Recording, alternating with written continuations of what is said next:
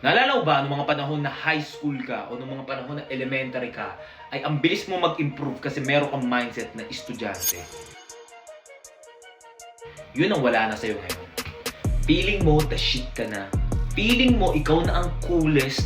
Feeling mo ikaw na yung pinakang astig. Feeling mo alam mo lahat. Nakawala ka lang sa school, feeling mo, kapako na to, alam ko na tong realidad. Yan ang, kaya ka hindi nag-i-improve na, yun ay nagba-block sa'yo sa pag-i-improve mo. Kasi wala ka ng mindset na pagiging estudyante. Kung mababalikan mo mga panahon ng high school, elementary ka, ay yun ang isa sa mga pinaka-gem din na matutunan mo pagdating sa loob ng isang school, yung maging estudyante ka na makinig ka sa teacher mo. At yung teacher mo na ngayon, dito sa labas ng school mo, ay yung mga katulad ng mga ganitong klaseng content o marami dyan mga libro o marami dyan pagdating sa YouTube, marami nagtuturo o may mga mentor dyan, mas may ahead sa'yo, matuto kang makinig. Wala na sa'yo, hindi ka na humble.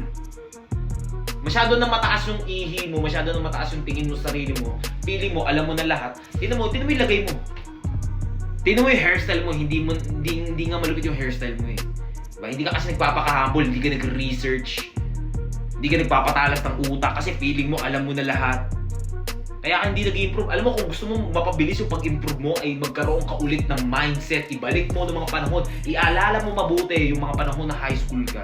Yung mga panahon na elementary ka. Kung paano ka natuto ng plus, ng mga algebra, times. Paano mo natutunan yung pagsusulat. Dahil mayroon kang mindset na estudyante ka. Gawin mo na ulit yun. Kasi nalilimutan mo, masyado ka na mayabang. Feeling mo adult na ako, hindi alam ko na to, may bulbul na ako ngayon eh. Feeling mo kasi alam mo na lahat eh.